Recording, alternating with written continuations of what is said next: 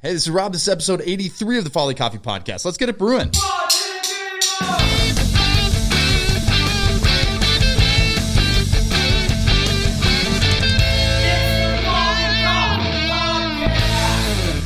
All right, we had to resolve our issues as arch nemesis.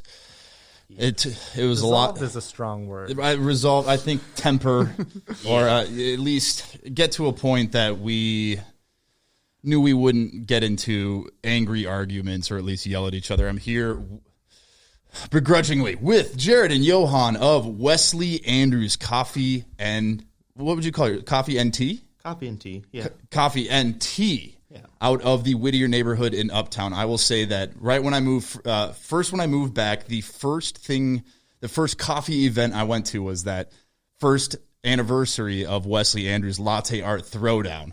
And that was a really cool thing. It happened the week I moved back. That was the first kind of coffee thing I did. And immediately I was like, these guys are awesome. This event is awesome. And it just put me in a really good headspace, having just quit my job and moved back in with my parents to start Folly.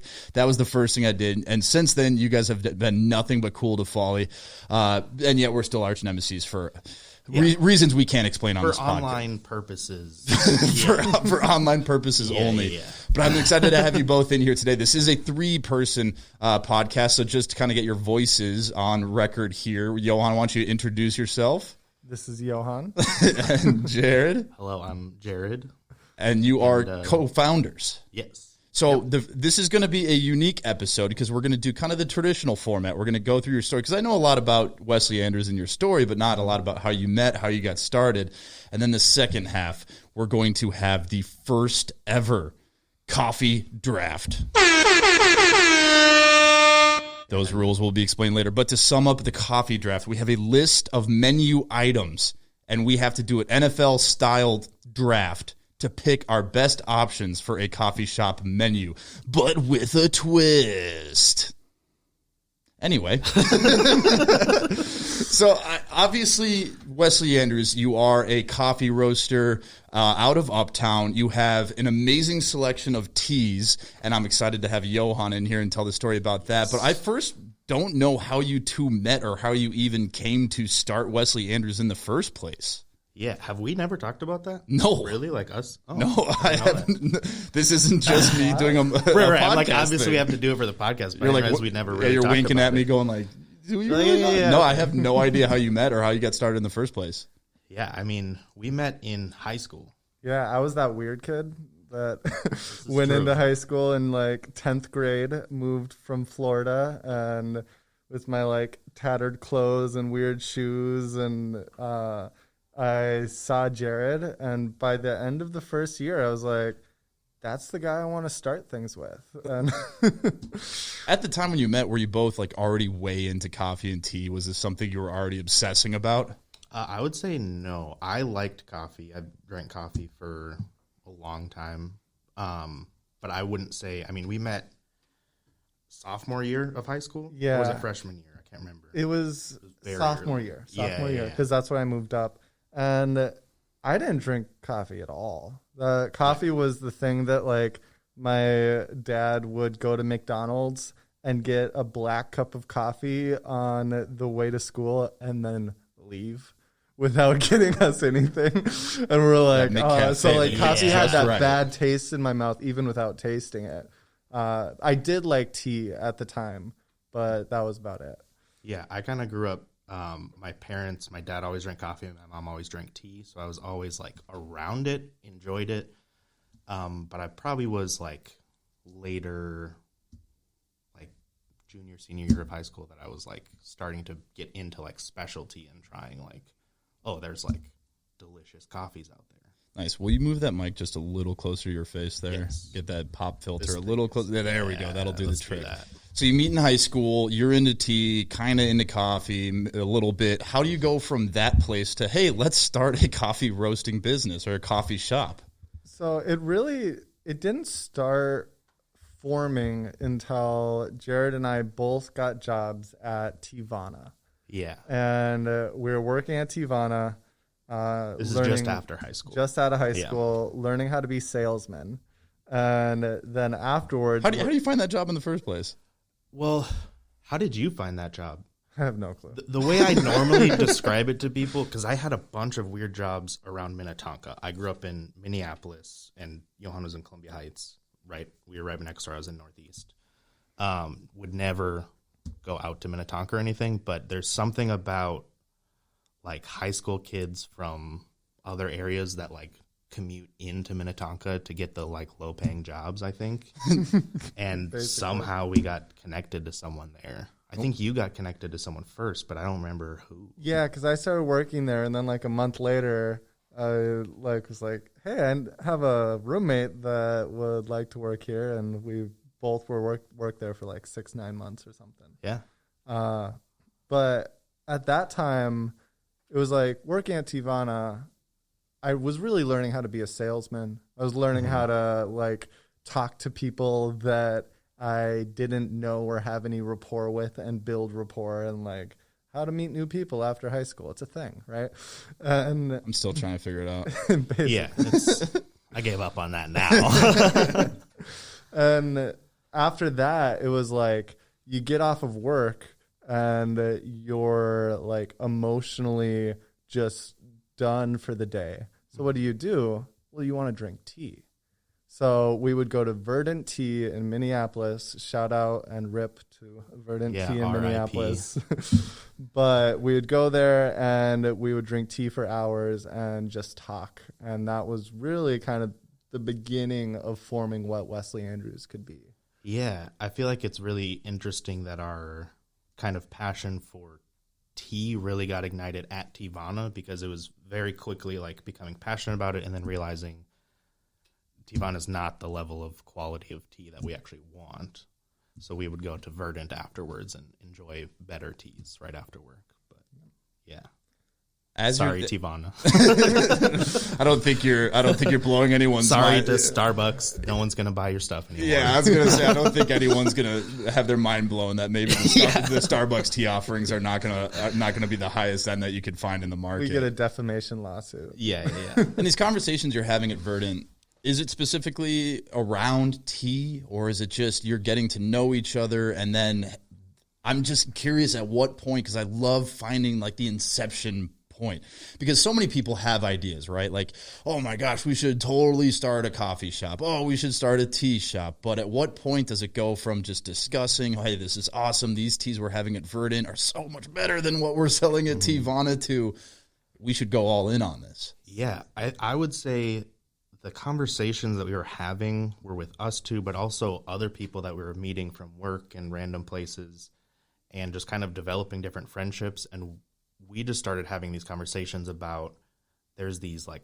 products that are created to create conversation and build relationships, tea being one of them, coffee being one of them. And kind of, we just started talking about this idea more than a business idea. It was just like, oh, this is interesting. This is kind of a unique part of the market here.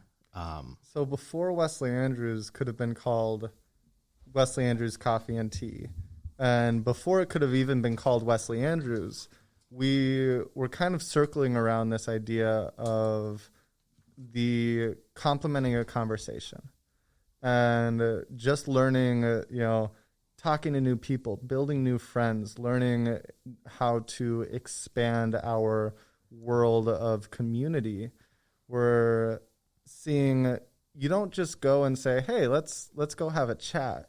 You say, do you want to come over and have a bite to eat?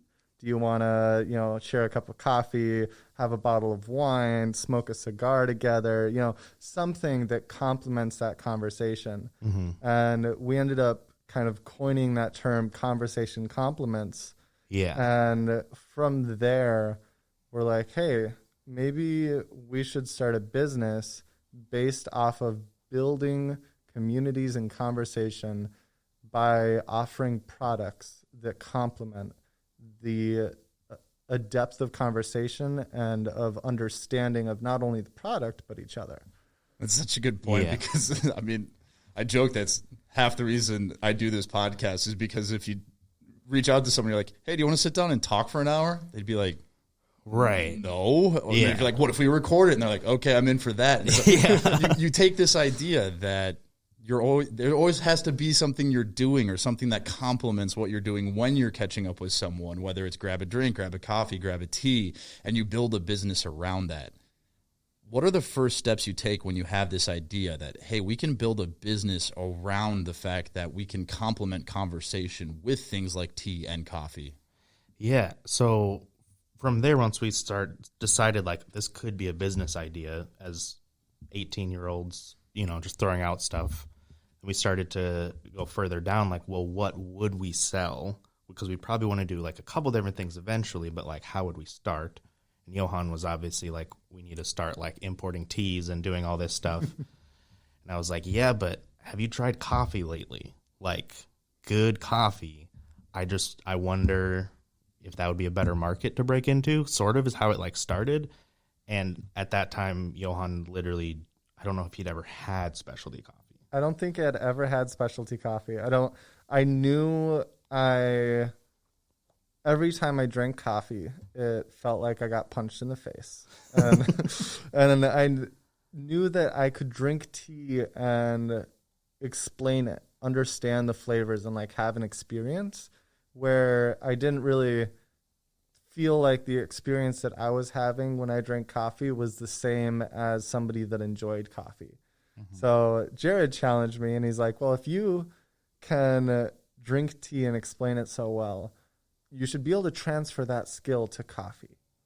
And I'm like, well, I love challenges, so we'll try it. And from there, he started introducing me to like the specialty coffee around here, what Dogwood was, and all of the other I'm like trying to think shops of around Minneapolis. the like first one, and I'm wondering if it was when we were, because the other thing we would do after we would smoke tea is we would go smoke pipes and cigars. We'd smoke drink tea. I was gonna say I didn't know about that. Well, okay, yeah, that's another conversation. No, but we would drink tea and then we would go smoke cigars and pipes at Golden Leaf in Uptown, and they were serving Dogwood coffee. That was it. That was the first time. And I was like, you should try this coffee. For a couple of as 18-year-olds, you sound like a couple like 65-year-old dudes that are like retired. These activities you're explaining are what I picture a retired person doing on their daily. Oh, that's my whole life. And when we went to Golden Leaf, that's like who was there too. Oh, yeah. So we're sitting here playing cards with like, 55, 65-year-olds smoking cigars at Golden Leaf. We felt pretty old. Yeah, definitely. What was that experience like, on the first time you tried specialty coffee or like high, third wave style? So have you ever like thought of the concept of relaxing into the pain?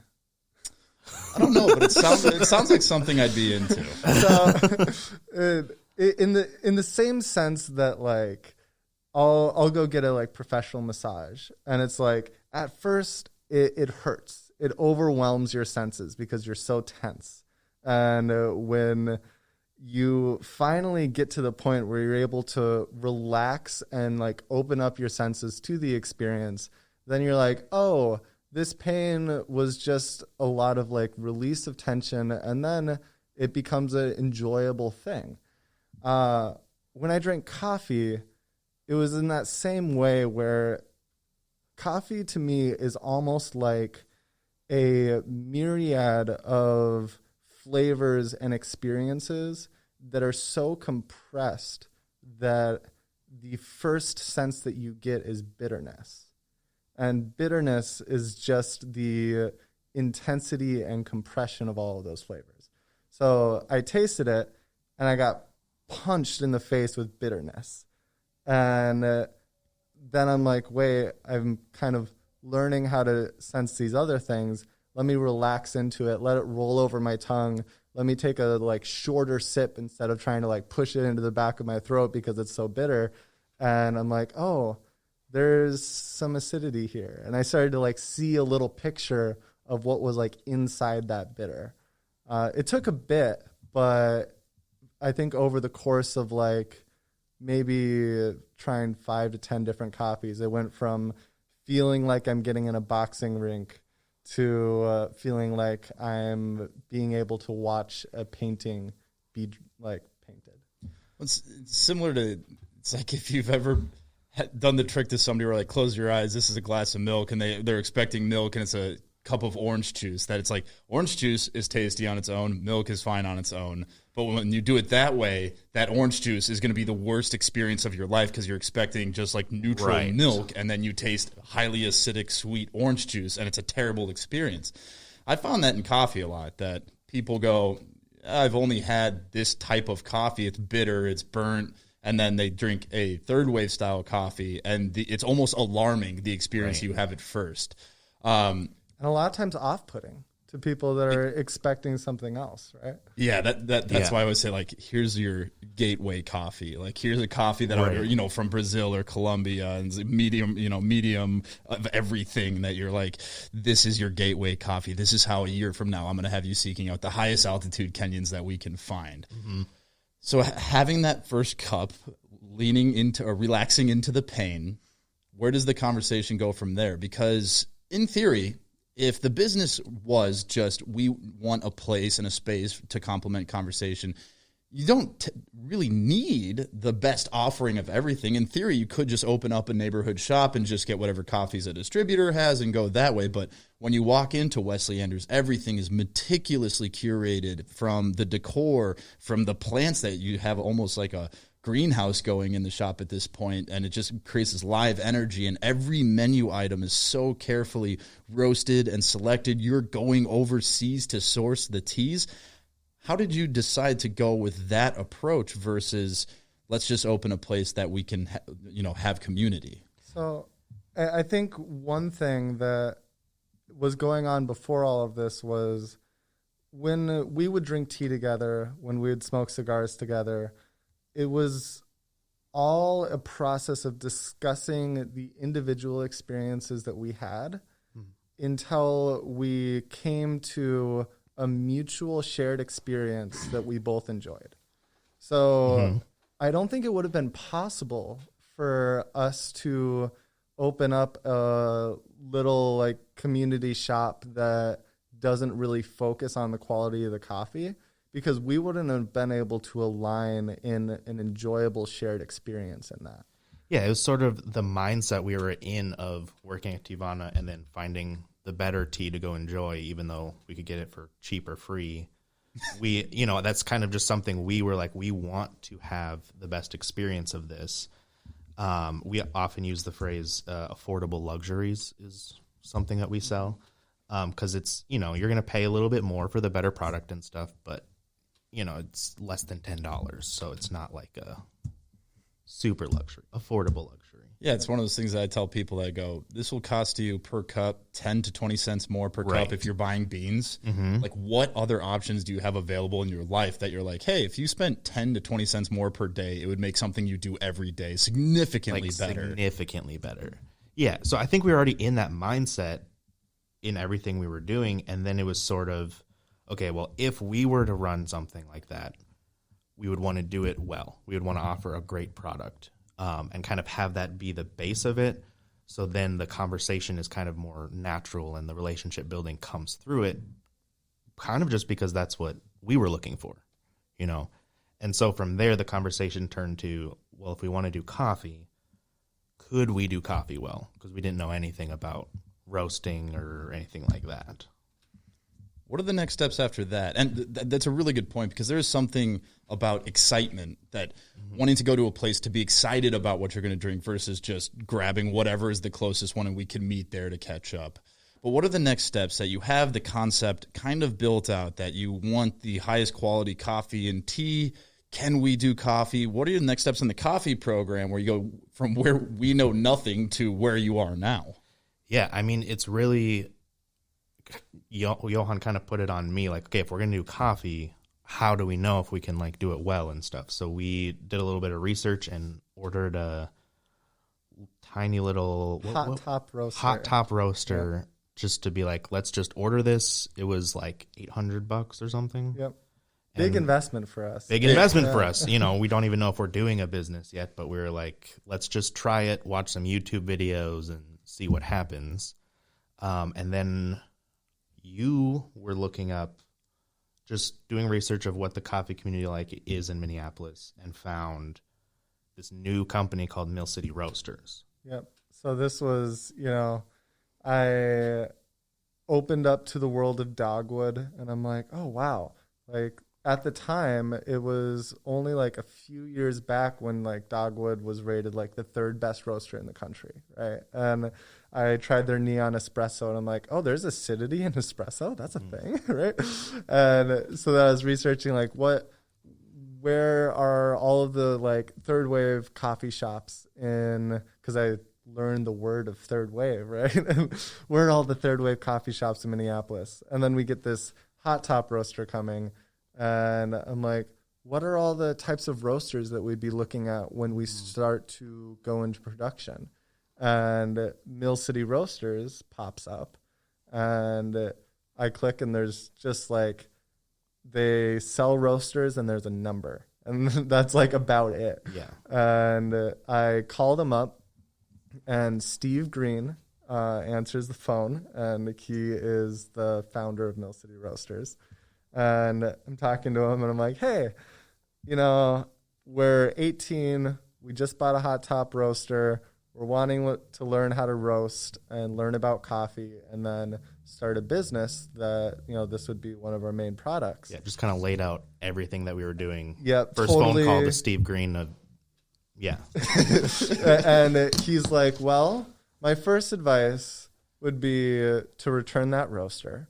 I'm like, okay. It literally hadn't arrived in the mail yet. Yeah, it we wasn't were having here this yet. conversation. And he's like, return that roaster. And I'm like, check. What do we do next? Yeah. And he's like, come over to Mill City, and we will teach you everything that we know as we're growing. And then at one point, buy a roaster from us. And I'm like, double check. Yes, Yeah. we will do that. So the hot top comes, we send it right back. Yep. And we're like, sorry. And we head over to Mill City in that second leg of learning about coffee. Yeah, I don't know. I mean, I kind of want to interject here to say, like, Mill City Roasters is now considered one of the best coffee roaster brands in America. They're providing the roasters at the roasting championships now. They're a huge company. So this part of our story sounds kind of weird sometimes to people now. Yeah. Because what year they is this, to put launched this in that perspective? year. So that was 2015 or 2014? 2014. Yeah. Steve might disagree with that, and he's probably correct. But but they were just starting, and so when we went over there, it was literally like this old warehouse that was like a print shop or something, and he had like a roaster in a corner. Yeah, and they then had a like bunch of 600 broken square down feet. roasters sitting around. It was like nothing, like at all. And now when you go over there, they've got a full classroom, like Yeah, full roasters, or not plumbed in, but hooked up, ready to roast, and educational classes and certification classes. Yes, exactly. And that's one of the funny things about Minneapolis is it just goes like under the radar that you go. You've got Cafe Imports, which is one of the country's premier specialty coffee importers. You've got Mill City, who's now one of the country's like premier roasting machine companies. Right. How long did it take you to feel comfortable with where you were at on the coffee roasting side to feel that, hey, we can do this? So it took probably about a year before we had picked a coffee that we felt, and then fully dialed it in, that we felt like, oh, we would sell this and put our name on it. I think there were two kind of like portions of that. When we were picking the coffee, we were like, we need to find a coffee that we could both like, right? Mm-hmm. And then when we picked the coffee, we learned how to roast that one coffee until we were able to give it to other people. And not only would we like it, but the people that we gave it to would have a very similar experience to what we had.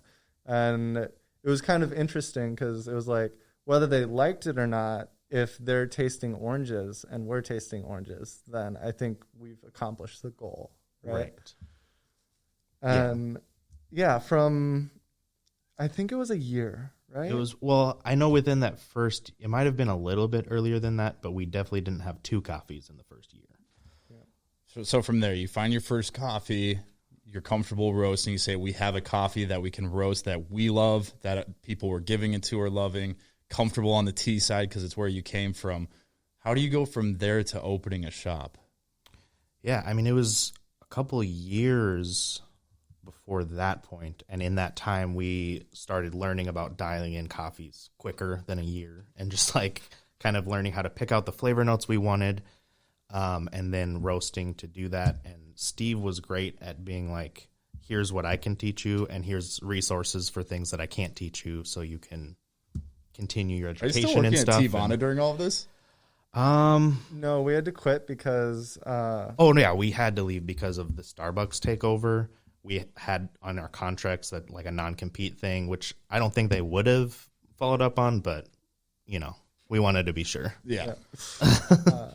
And I think one of the things that we had reached, because we picked out Costa Rica, Don Cesar Arena, this fantastic coffee, and we could tell it was fantastic because when we roasted it with Steve, he's like, this is a quality coffee. And Right. when we were talking to Cafe Imports who imported that coffee, they're like, yeah, this is like a good one. We tasted like some potential in there. But then once we got that coffee in, we probably did upwards of like 50 roasts on it before we dialed it in. Mm-hmm. Now looking back on it, it's like, if we have to do 50 roasts on a coffee to dial it in, we just don't have any coffee left to, Right, to yeah. sell, right? And then you're selling cups of coffee for $25 a cup. Right. So I think a big part of the learning process on that is like in the beginning, as long as you can taste something and have like a consistent sensory experience, then it's really like trying as many different things as you can. And then at one point you're going to throw a dart that hits a bullseye. And then from there it was, well, are we able to take what we learned from that bullseye and instead of 50 roasts, we can do it in 40 roasts? Can we do it in 30 roasts, and bring it down in our guess and check method that we were using at the time? I feel like that's how we run our entire business. It's like, hey, we don't know how to do this. Let's throw things at it and see what happens. And then slowly over time, you figure out a better way to do it. That's consistent with what I've heard from great coffee roasters is they go, it's like the combination of art and science, and I've just done it enough times that it almost becomes a gut feeling. But, I hit the bullseye with this coffee. This coffee is similar in these traits. I bet if I do that, it'll work, and dialing in from there so it only takes 1 or 2 roasts. So you're now in your location in Whittier, Uptown. How did you find that location as you were starting to explore options? Yeah, so much of our stories are about meeting the right people at the right time, and we like that because we wanted our company to be about relationships, and it like really is. I had a friend text me one day that was like, hey, we had been selling coffee for a couple of years online, doing a couple pop-ups at farmers markets and things like that. So I had a friend reach out and say, hey, I have another friend who is thinking about starting a coffee shop. Can I just connect you guys? And I was like, yeah, we're just meeting people right now. And it was sort of like, can you give him advice? And I was like, well, we never ran a shop, but I'm interested in meeting people. Mm-hmm. We had just bought in the roaster about 2 months. Oh, yeah, we had just before that. actually purchased a roaster because before that we were using Mill Cities for free for a long time, so, Yep. which is not available to anyone anymore, so don't ask them. What size roaster did you initially purchase? Did we initially purchase? Yeah. 3 kilo. 3 So kilo. we were roasting like 5 pounds at a time. And that's the one over at Corner Coffee. That's the one we stopped using like 3 weeks ago. So to put that in perspective, 3 kilo roaster, you're maybe getting a 5 pound bag out of 5 each pounds roast. at a time. Yeah. So just to supply coffee for your shop alone was, 10, 20, 30 roasts in a given period of time. Right. And I feel like at Mill City when we were roasting, we were doing 2 pound batches to like test all those test batches and stuff. We weren't doing large batches or anything, but. So you meet the person interested in opening a coffee shop, wants to Yes. pick your brain. You meet, and what happens next? So he's kind of like, I have this idea that I like someday might want to help run a shop. He was like, that's sort of just where my mindset is. But I like my mom's friend knows someone who has a space that I think would be really cool to open a shop in. So I'm just trying to figure out if I could figure this out in time to get this space, because it's like not on the market or anything. And we had just looked at a different space that someone reached out to us about. And that was the first time that we were like, oh, is it time for us to start looking at a space? Because the conversation was not yes. It was no, not at all. It was a conversation of like, if it happens and if the stars align and if everything comes to us that we could open a space, then we'll do our due diligence. But at the time, we had gotten a roaster 3 months earlier. We were just getting really on our feet with like roasting production coffee and selling it in a consistent way. And we're like, opening a shop would be a lot, but, you know, Lord willing, we'll look into it if it comes to us. And that's a key point because, I mean, urgency in long-term decisions is a terrible thing. So if you find yourself in a spot that we have to find a shop in the next month or we're screwed, or just, you know, putting urgency on yourself of just wanting to do it sooner than later and just making decisions based off time is such a bad way to do it. So to have that mindset of, I mean, we're open to it. We're not actively pressing on this, but if the perfect opportunity arose, we could jump on it. Yeah. And I mean, from the beginning, you know, us wanting to have a business based around conversations and relationship building, we obviously always wanted to have a shop space and somewhere that people could meet. But we were just really early on, we're like, everything we do, we're going to do it slow so that we do it well. And so, yeah, it was the first time that we were talking about maybe we should start thinking about getting a space. We had just had that conversation. So when I was talking to Brennan, who was friend of a friend. Shout out to Brennan Johnson. He has a cool podcast too. Yeah, that's true, actually. I think he's on a break right now, but they're coming back.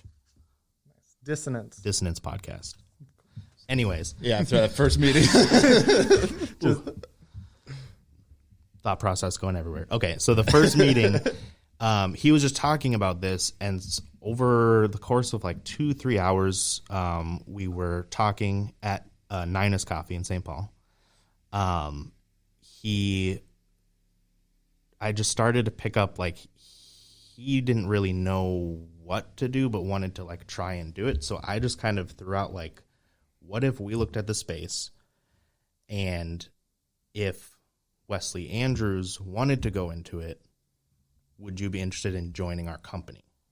And I was like, if that's not what you're thinking, like, that's totally fine. I'm not trying to like take this from you if it's an opportunity you want to go on, but that's just seems like what I'm hearing from you is you would like to partner with people on this.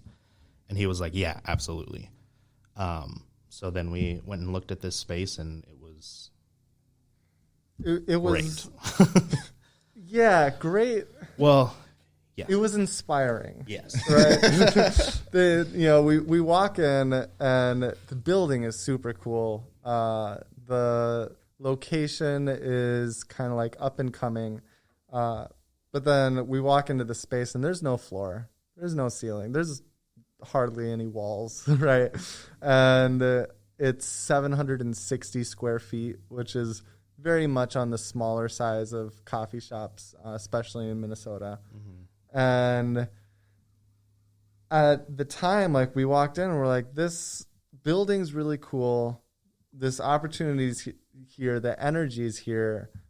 Can we make it work? Right. And that's really when we had to like go to work and figure out like, what does everything look like in the neighborhood? What would actual layout of a shop look like here? And like, how many people can you seat?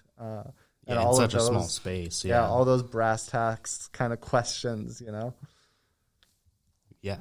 I feel like from there it was just we got connected with an architect who mapped it out. Well, you mapped it out on your phone first, then we sent it to him. Yeah. That was really fun.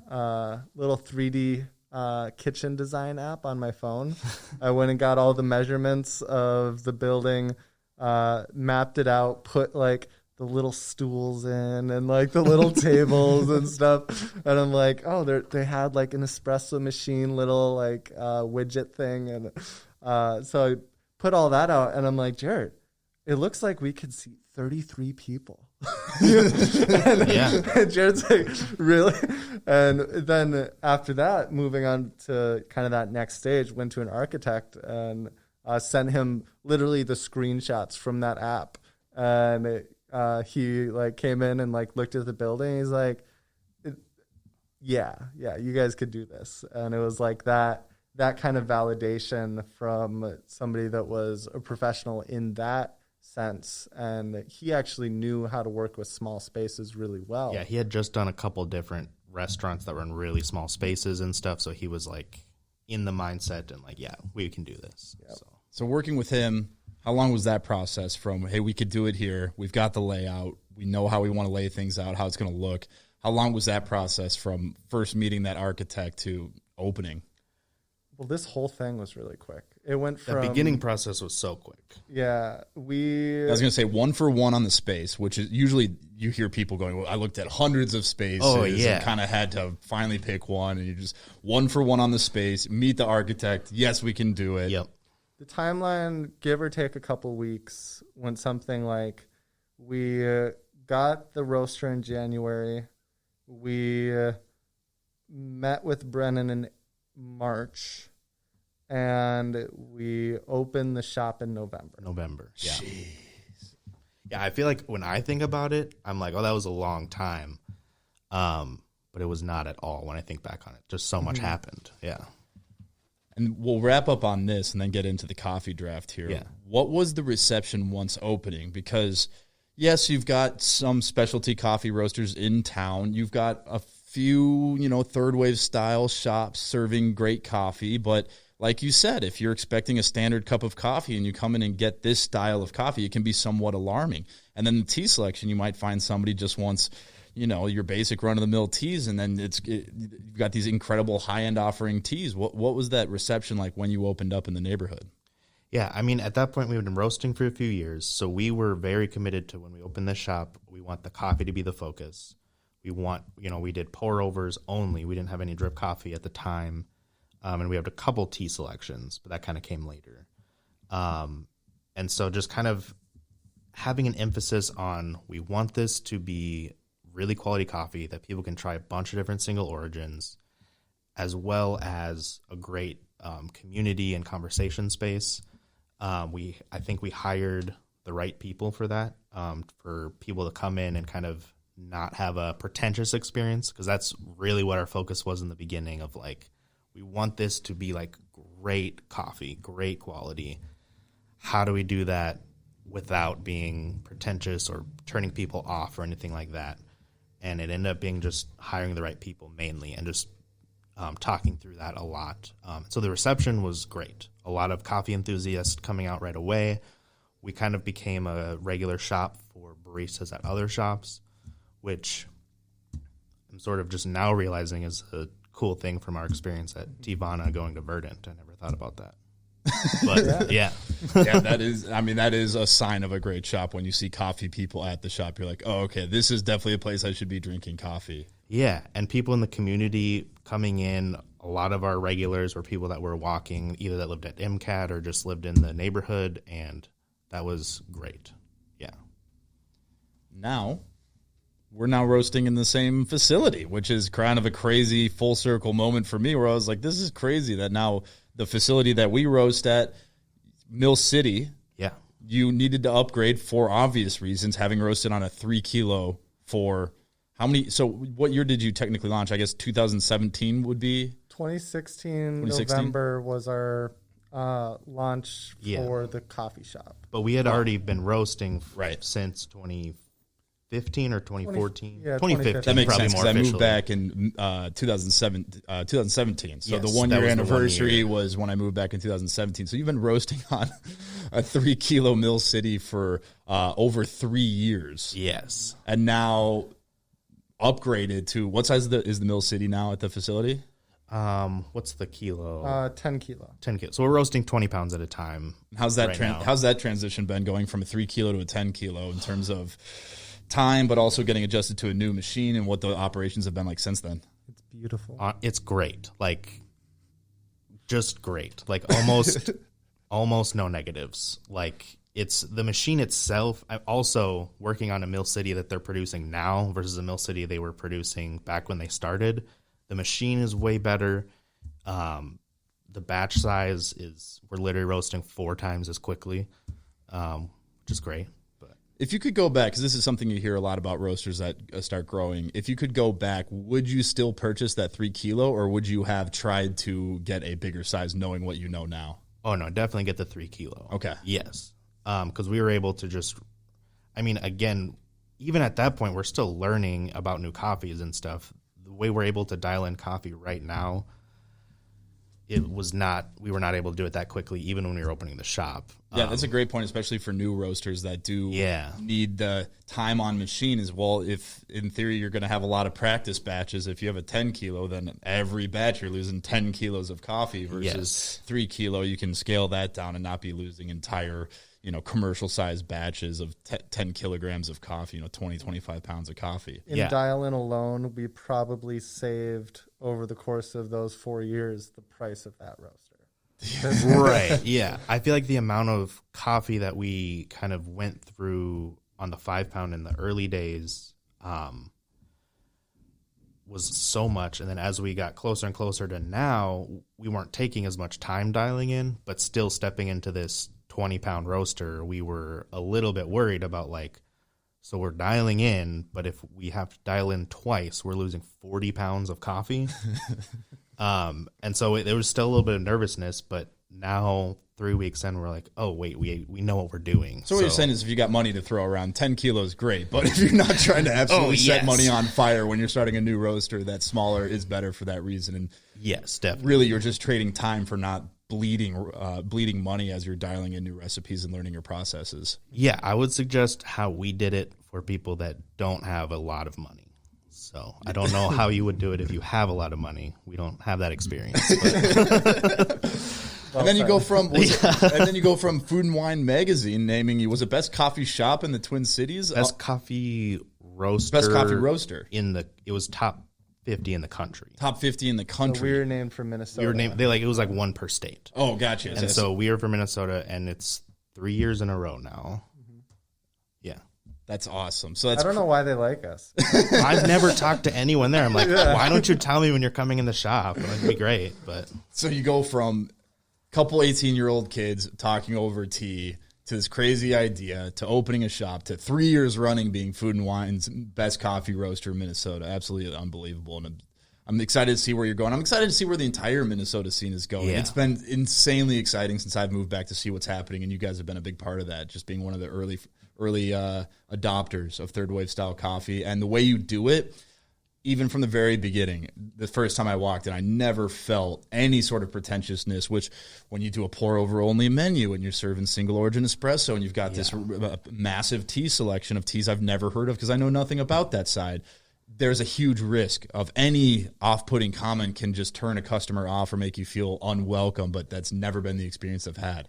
The whole thing was like, we know we look pretentious. Yeah. So we don't want to feel pretentious. So you have to actively work against it. Whereas I'm the opposite, where it's like, we look like we're the not great coffee because our branding is like very cartoony. So we have to be extra careful about how we communicate about our coffees when people ask them about them. All right. Are you ready for the 2021 coffee draft? Oh no, I'm on the wrong soundboard. Oh no. Oh God, how do I switch over? Redo the intro. Oh God, no. Okay, so if I click on that and switch this over, okay, there's laughter going on, and this track goes on for about another 3 or 4 seconds. It's always really bothered me how long. Are you ready for the 2021 draft? Welcome to the 2021 coffee draft. It is on. All right, the rules of the Folly Coffee Podcast Coffee Draft featuring Jared and Johan of Wesley Andrews. The rules are the goal is to create the best coffee shop menu from a select items below. Each participant has one selection per round. Once an item is picked, it is no longer available for selection. No items on this list may be added to the menu, and the items on this list have to be added to the menu, and any selected items, or you can't. What I'm trying to say is, if you pick it, it has to be on your menu. If it's not on this list, you can't add menu items later. It is a snake-style draft where the first overall pick has the last pick in the next round, then the first pick of the next round, and on like that. Below is the draft order selected with an online randomizer. We have Johan picking picking first in the first round, Jared picking second, Rob picking third, and then in the second round, I will pick first, Jared will pick second, and Johan will pick third, and so on and so forth. So to give you an idea of the menu items we are selecting, is I've separated into different categories. We have espresso, brewed coffee, milk alternatives, sweetener, flavor additions, hot tea, iced tea, and uniforms. I'm going to just very quickly rattle off the different items in the categories. For espresso, your three options are specialty grade, high-end, carefully roasted espresso. You have an Arabica Robusta blend, or you have to pull Folgers as espresso. For brewed coffee, you've got pour over, you've got your standard batch brewed coffee, or you have to serve gas station coffee. For your milk, you have selections between whole milk, 2% milk, or heavy whipping cream, meaning that if you select one of those, that is the only milk you have available in your cafe. Milk alternative picks, almond milk, oat milk, or goat milk. I didn't repeat the same one twice. It is goat milk. Sweetener picks, you can either have sugar, honey, or prune juice. Flavor additions, house-made vanilla syrup, Belgian chocolate, or melted Werthers. Werthers are the candy that everybody's grandma has in their purse for some reason. You can only use those and have to melt those as your flavor additions. Hot tea, thoughtfully sourced teas from around the world. Standard black and green tea, or powdered instant tea. Iced tea, you can have flash chilled sourced teas. You can have a standard iced black tea, or you can only serve cans of Arizona iced tea. And then the uniforms, the three selections are your employees can choose tuxedos or full football uniform, including helmet and cleats. Are you all ready for the draft? Welcome to the 2021 Coffee Draft. It is on.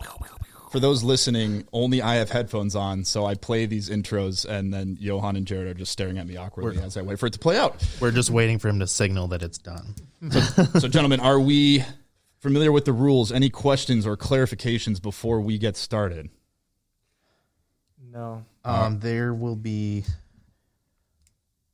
9 rounds, one per category. One But one we per can category. pick from any category in any round. That is correct. Okay. You are not limited to one category per round. You can select any item from any category at any moment. There will be 9 rounds. Are you ready? Yes. All right.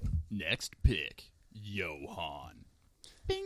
Johan is up with the first pick of the draft. Johan, do you have a selection? Yeah, maybe. So, do I just straight out pick? I shouldn't talk through anything. I think straight up pick it, brief explanation why. Yeah. Okay.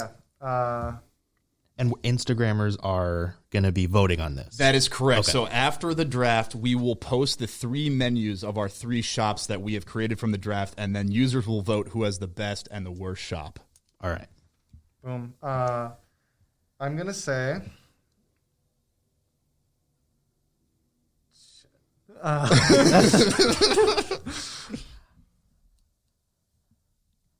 let's go with specialty high and grade roasted carefully espresso. Johan goes with this specialty grade high and carefully roasted espresso is off the board. This is going to cause a rapid chain reactions of decision. Let's go with our second pick overall of Jared. Next, Yeah, I'm going to Jared. grab the Arabica Robusta blend for espresso. That is what I figured would go I cannot next. have the Folgers. So Jared has selected Arabica Robusta blend as espresso, which leaves the only espresso offering as Folgers pulled as espresso. That leads me with my pick. Next pick, Rob. Bing. Let's see. Here's my thinking here is I think Folgers is going to stay on the board for a bit here. Kind of in a good position, I feel like. And so I feel like my next necessary pick is that I have to go with pour over coffee. So at least my espresso is going to be garbage, but I will have fantastic black coffee offerings. All right, we are on to the second round. I have the first pick of the second round since I was last of the first. From there, I am going to this is a tough one. This gets really tough. I'm going to go with the fact that I'm going to assume I'm opening the shop in Minnesota. It's going to be cold a lot of the year round, and so I'm going to go with thoughtfully sourced hot teas from around the world. Good one. All right, next pick is Jared. Next pick, Jared. All right. I'm going to go with batch brewed coffee. Batch brewed coffee. So talking a standard batch brewing machine. Which we do sell batch brew at Wesley Andrews now. Come around on it. Can be great. And the way the machines go, that can be a really solid option. That brings us back Next to pick, Johan. Johan. Okay. Well, you know, that thoughtfully sourced, that was a good one. I will be sourcing those teas for you. Absolutely. Yeah. Absolutely. So I'm going to go with milk alternatives. All right. Oat milk. Okay. We have our first major disruption of the draft. I did not see oat milk going off the board in the second round. Again, knowing the Minnesota audience. Well, knowing the entire specialty coffee audience, oat milk is. That's true. Some might Yeah. say this pick happened a little early in the draft, but this could potentially be a high win scenario for Johan. We are back to Jared. Next pick. Wait, No, Johan. I get the. Oh, yeah, you got the pick. Yeah. So this is the third round now. Yes, you got First pick. That's right. Wait, actually, I want to highlight that. Okay, yep. Cool. I Third can go round. back and watch it. I don't have to recap it here. Yeah. First pick. You know, I really don't want my employees to have to wear football uniforms. So I want to make sure. I like a niche shop sometimes, though. So I'm going to have to do a employees choose uniform. I did not see uniforms coming off the board this early. Johan with some wild card picks. It That's shows up, boys. it shows he cares for his people. Yeah, definitely. All right, we are now back to Jared, and let me play this out. Oh, wrong. Whoa. Wrong audio board again. All right, back to Jared. I think I'm going to go ahead and snag whole milk. Whole milk is off the board. Going to Jared. Jared, brief explanation as to why you went with whole milk off the board this round. I've got pretty standard espresso. Not the best quality, but pretty good. So I want all the lattes and everything to still be delicious. So whole milk being the best milk pairing option for the type of espresso I have should make for a better menu. Sound reasoning. We are back to me. Next That's pick, what I meant. Rob. That's what I meant to push. Okay. This is where things get interesting. I think all the heavy hitters are off the board of the core of a menu. And for that reason, I'm going to go with a flavor addition pick of Belgian chocolate. Yeah. Back to Johan. Right? No, I have the double pick. Okay. Yeah. Well, for that reason, I'm also going to take house-made vanilla syrup. And I'm not... my reasoning will come through later in a bit, and we shall see that now we're back to Johan. Right? Yes. Okay. So. Wait, no. Now we're Next Jared. pick. Yes, back to me. Johan. You pick twice. Jared's always the Yeah, second. yep, He's you're always right. in You always pick 2 times in a row, and then it's me. And then it's double pick, and then back to you. Double pick. Okay. Next pick, Jared. Okay. I was not expecting both of those flavors to go right away. Agreed. I'm going to go with sugar as a sweetener pick. Ooh. Because I think honey and prune juice are just a little bit too specific. Sugar, you can sweeten whatever you want. It's going to be good. All right. Now, double pick for Johan. Yes. Yeah, we got the pattern down now. Okay, got it, so we double got it. pick. Yeah, there we And go. then Now me, we and then yeah, you. now we've got some. So So I'm gonna do a quick recap here. So far on Johan's menu shop board, he is serving specialty grade high-end roasted espresso. He's got batch brewed coffee. He's got No. I've got batch brewed coffee. That's why I want to do this real quick. Don't take that from me. Okay, so Johan has carefully roasted espresso. Johan has oat milk and has employees choose their own uniforms. What a wild card. Left on the board are Folgers pulled as espresso, gas station coffee, 2% milk, heavy whipping cream, goat milk, almond milk, honey, prune juice, standard green and black tea, hot powdered instant tea, and then for iced tea, flash chilled source tea, standard iced black tea, or Arizona iced tea, and the uniform offerings of tuxedos or a full football uniform, including helmets and cleats. On to Johan, double pick. Double pick, double rainbow. I will pick. I gotta go for these top ones, right? Any tops left that I'm looking for? Not really. Let's say I need honey because I need. Yeah, you don't want to get left with prune juice. I'm sorry.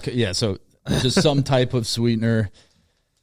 All right. Honey will work. Honey will work for my purposes. You have one more pick. One more pick is going to be some 2% milk. 2% milk. Is argued that it steams better. It is argued that it steams better than. I know several coffee shop owners in this city that would argue it seems better. All right. That's not shade. It's a legitimate opinion. That brings it back to Jared with one pick.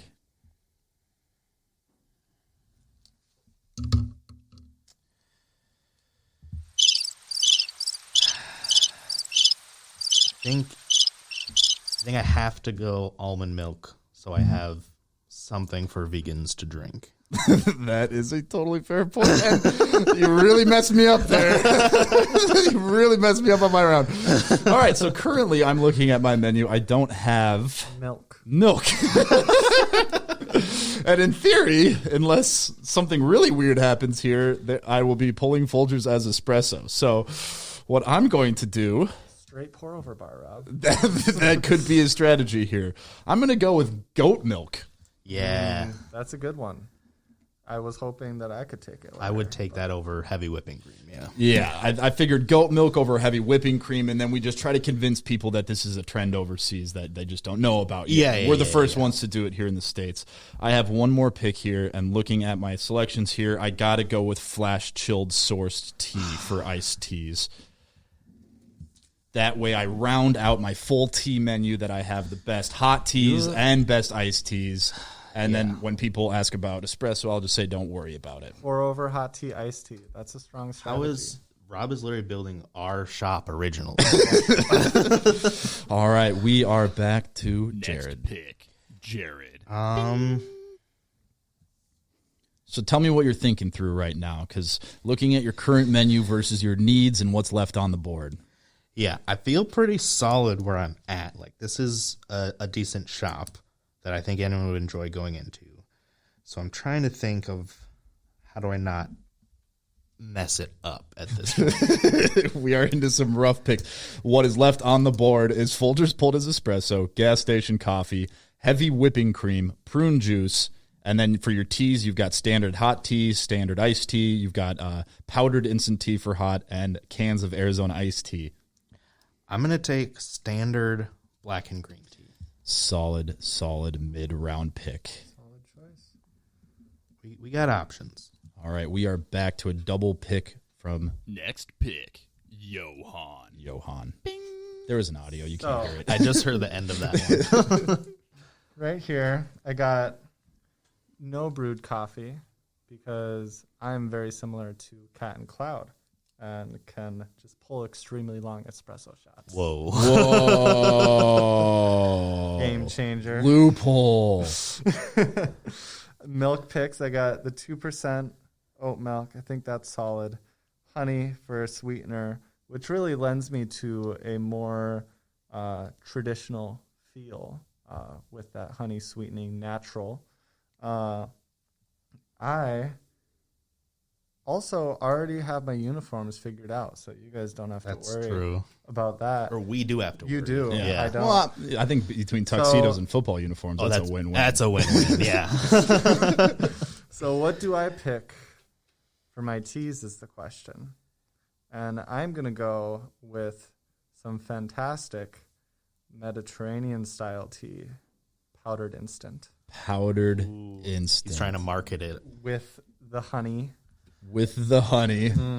And then to balance out this extremely traditional high-end espresso feel, let's get some Arizona iced tea on the shelf. For those I people was that need a honestly gonna pick grab-and-go that. item, the only grab-and-go item in any of these shops. You could have it. That was literally. I my know mistake, you could turn that marketing pitch and have it be like, it's like the PBR. And PBR is so cool in the craft beer world. This is like the PBR of the high end coffee and tea world. We're making it cool again. Yeah, definitely. And then, it could be really trendy. and with your other selections, you could look at that and be like, well, their coffee program's really good, so the Arizona tea must be cool because this is so cool on the coffee side. We're back to Jared with a pick. All right. So here's my thought here. I've got a pretty standard good shop. You're going to find something you like here. I've got my Arabica Robusta blend, pretty straightforward, Bedford coffee, whole milk, almond milk, sugar. So it's going to be good. I have black tea, green tea. I'm going to take Melted Werther's and I'm going to market it hard as the best drink in town. I'm considering trying it in real life at this point. It sounds great. To clarify, he's choosing Melted Werther's as his optional flavor addition. So if you were to go into Jared's shop and be like, do you have vanilla? He'd be like, no. No, but I have Melted Werther's. Caramel candies. Now, Rob, can you explain for those like me that did not know what Melted Werther's are? Yeah, Melted Werther's are just that candy, the hard candy that's in every grandma's purse, and it's like a hard caramel. Yeah, it's like caramel or toffee. I don't really know what it is. It's not like good, but it's not good for candy, but it's not bad. So maybe melted, it could be almost just like a. I'm kind of hitting Johan's thought process on the Arizona tea. This is something that people are going to reminisce about and be like, oh, I used to have that. My grandma used to give me that candy. What would it be like in a latte? They're going to come in for that. And then that's where you have to lean. That's where you have to lean in hard on the pretentiousness and be like, if you don't like this, you just don't understand it. Oh, yeah, for sure. Melted Werther's is the superior option as a flavor addition than anything that you might want coming into my shop. There's no better way to make caramel syrup than melting down Werther's. I'm saying it right now. All right, I've got two picks here. Left on the board are Folgers as espresso, prune juice as a sweetener, heavy whipping cream as a milk, brewed coffee, gas station coffee for your brewed coffee, tuxedos or full football uniform for your shop uniform.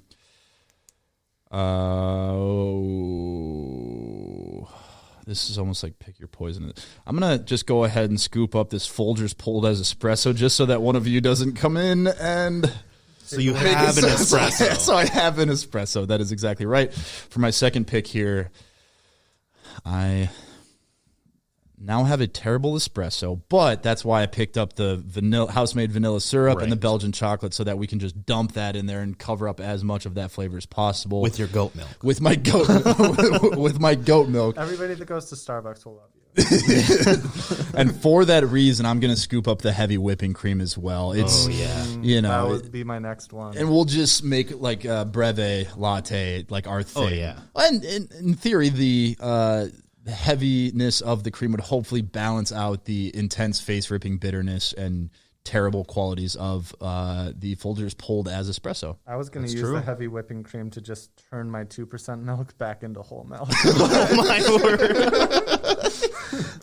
That's just math right there. Try to explain it to your employees. You have 2% and heavy whipping cream, and to make the whole, you have to mix them back together. Like, why don't we just buy whole? You go, that's not how we do things. You have it in beakers. It's all like scientific and stuff. Make it look cool. The presentation of it, you go, everybody knows that the flavor profile of the milk mix is legendary at our cafe. So this looks like it is going to be the second to last round. No, this is the last round here. Well, Middle of the last round. middle of the last round. Yeah. So on the board still, we have gas station coffee, prune juice, tuxedos, or full football uniform, including helmet and cleats. And standardized black tea, right? And standard black iced tea, yes. I think that is my pick. That's a strong pick. And standard iced black tea, a late round steal from Jared. Many saw standard iced black tea going way earlier in the round, but Jared is here with a steal. We are on to the first pick of the second to last round with Johan, and then the first pick of the last round. With Johan as well. Yeah. So I have to pick 2 of these 4 terrible choices. Yes, you do. All right. Well, I'm wondering if he's going to double up on uniforms. You can pick what you want. what Yeah, but maybe sometimes a is- tuxedo. what happens if you guys don't have a uniform pick? Do you only get to operate in a nudist colony? Is that Should we make a new rule now that uniform and you can only select one from that? I guess for the I'll spare you guys the You're going to take the other one? naked embarrassment, and I will take the prune juice and the gas station coffee. prune juice. No. Juice as a sweetener pick, just to be clear. Yes, prune juice as a sweetener. If you said, "Oh, I love prune juice. I'd love to get a cup of that," you go, "No, Yeah, can I... it's what do you want it in?" Okay, Your but gas station coffee. Just think. Just think of that prune juice with some powdered ice or powdered black teas. Like that can actually something. make a decent drink. Steam it a little bit. Again, in that tea. This is along the lane of the Werthers that you'd really have to convince people that you know better than them as to why it's on the menu. And you selected gas station coffee as well? Well, I guess so, but Again, hit the nostalgia thing. There's something there. our pour over option is going to be the long pull espresso. Our batch brew option is going to be gas station coffee. The long pole espresso is a wild card that I had not considered in this. Yeah. Not that I really had a choice because Folgers was the only thing left on the menu, but that radically changed the Johan strategy to selecting the rest. That it was all between that first pick was thoughtfully sourced teas or specialty grade espresso because those are the most versatile. That's gonna set off the entire draft to you, Next pick, Jared. With the last pick of Jared's coffee shop, he is choosing: do I want my staff to to dress in tuxedos every single day of every single year, or have to wear a full football uniform, including helmet and cleats? Yeah. Jared doesn't do well with pretension. Yeah, this is He's tough. leaning towards- The employee choose would have been an earlier pick for me. I wasn't expecting it to go so quick.